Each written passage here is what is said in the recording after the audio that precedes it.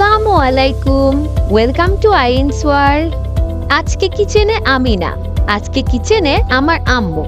আর আমার আম্মু এসেছে তার হাতের স্পেশাল রাজহাঁসের মাংস রেসিপি শেয়ার করতে। আর কথা না বাড়িয়ে চলুন রেসিপিটা দেখে নেওয়া যাক। প্রথমেই আম্মু একটা চুলায় বড় প্যান বসিয়ে দিয়েছে আর সেখানে 1 কাপ পরিমাণে সয়াবিনের তেল দিয়ে দিল। তেলটা একটু গরম হওয়ার পরে এখানে কিছু আস্ত গরম মশলা দিয়ে দিচ্ছে। এখানে আছে 3টা তেজপাতা, 20টা মতো 20-21টা মতো হবে গোলমরিচ, 5টা এলাচের ফল, 7-8টা দারুচিনি এবং 8-9টা মতো লবঙ্গ। এবার এটাকে তেলের সাথে সামান্য পরিমাণে একটু ভেজে নিতে হবে।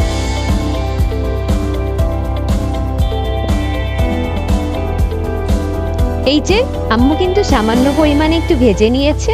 আর এইখানে এবার দিয়ে দিচ্ছে 1 কাপ পরিমাণে পেঁয়াজ কুচি।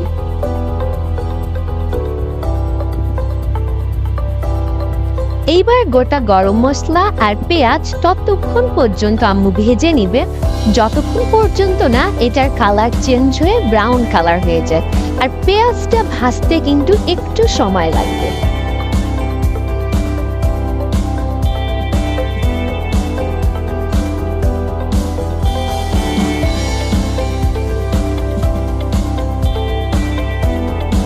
আর এই যে এই পর্যায়ে কিন্তু আম্মু পেঁয়াজটা একেবারে ব্রাউন কালার করে ভেজে নিয়েছে। এইবার আম্মু এখানে অ্যাড করে দিচ্ছে 2 টেবিল চামচ রসুন বাটা, 2 টেবিল চামচ জিরা বাটা, আর এখানে আছে 2 টেবিল চামচ আদা বাটা।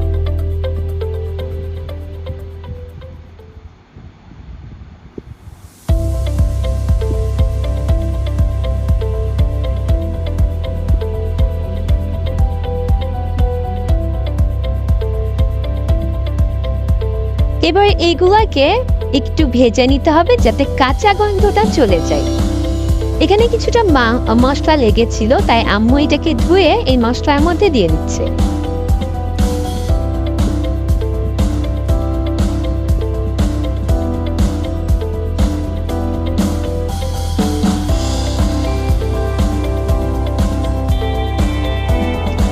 একটু ভেজে নেওয়ার পর আম্মু এখানে অ্যাড করে দিল 2 চা চামচ হলুদের গুঁড়া। ঝালটা কিন্তু পরিমাণ একটু বেশি দিতে হবে, তাই আম্মু এখানে 4 চা চামচ মরিচের গুঁড়া অ্যাড করে দিয়েছে। এখানে দিয়ে দিল 2 চা চামচ ধনিয়া গুঁড়া আর স্বাদ মতো লবণ। মশলাটাকে কিন্তু এবার অনেক ভালো করে কষিয়ে নিতে হবে, কারণ মশলা কষানোর উপরে কিন্তু মাংসের স্বাদটা ডিপেন্ড করে। যেহেতু এখানে শুকনা মশলা দেওয়া হয়েছে, তাই মশলাটা যাতে পুড়ে না যায় সেজন্য আম্মু এখানে কিছুটা পানি অ্যাড করে দিল।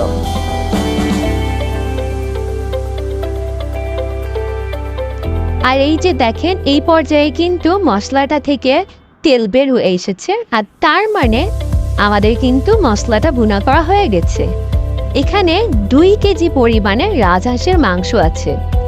আর মাংসগুলো আম্মু তুলনামূলক একটু ছোট করে কেটে নিয়েছে, কারণ অন্যান্য মাংসের তুলনায় হাঁসের মাংস কিন্তু একটু শক্ত হয় আর এটা কুক হতে কিন্তু অনেকটা সময় লাগে।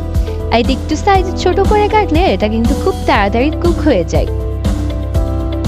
আর এখানে কিন্তু কোনো রকমের আম্মু এক্সট্রা পানি ইউজ করিনি, কারণ যখন আপনারা অনেক মাংস একসাথে রান্না করবে তখন কিন্তু সেই মাংসটা থেকে পর্যাপ্ত পরিমাণে পানি বের হয়।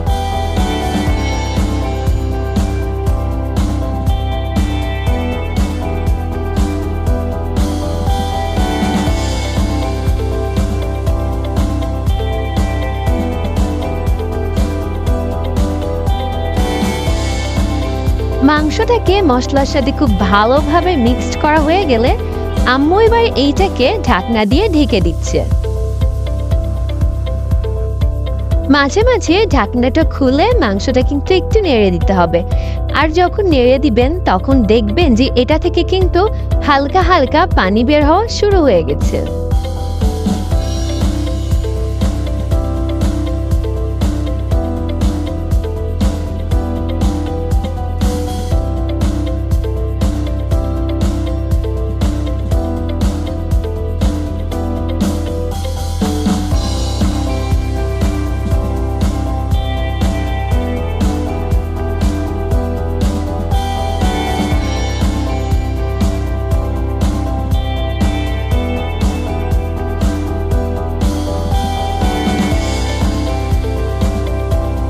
পর্যায়ে দেখেন মাংসটা থেকে কিন্তু অনেক পানি বের হয়েছে, আর আম্মু এখানে কিছু কাঁচামরিচ অ্যাড করে দিল। কাঁচামরিচটা দিয়ে আম্মু আবার একটু নেড়ে চেড়ে ঢেকে রাখছে। কাঁচামরিচের জন্য কিন্তু মাংসে একটা অনেক সুন্দর ফ্লেভার আসবে।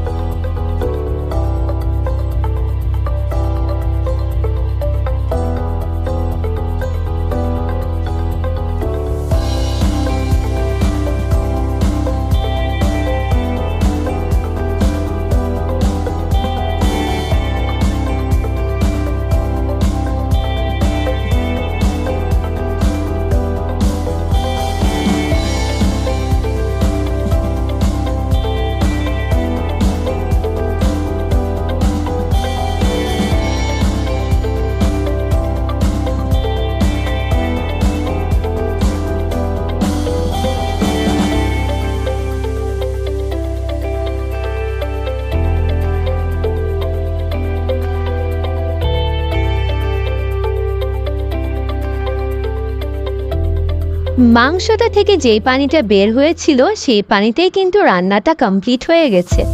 আম্মু কিন্তু এখানে কোনো এক্সট্রা পানি ব্যবহার করিনি। আর এই পর্যায়ে আম্মু এখানে গুঁড়া গরম মশলা দিয়ে দিল 2 চা চামচ পরিমাণে।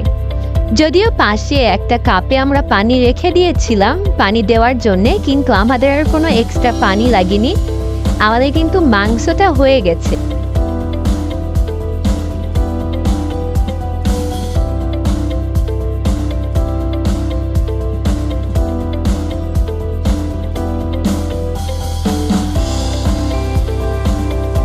আম্মু আরেকটু নেড়ে চুলাটা অফ করে এবার মাংসটাকে ঢেকে রাখছে। আর এই যে আমাদের রাজহাঁসের মাংসের ফাইনাল লুক। আম্মু যখনই হাঁসের মাংস রান্না করে তখনই কিন্তু কোনো ঝোল রাখে না, একটু কালাভুনা টাইপের করে। আর আম্মু এই রান্নাটা কিন্তু অনেক কম উপকরণ দিয়েই করেছে। আপনারা যদি চান তাহলে কিন্তু বাড়িতে একবার এই রেসিপিটা ট্রাই করে দেখতে পারেন। আজকে তাহলে এই পর্যন্তই। আল্লাহ হাফেজ।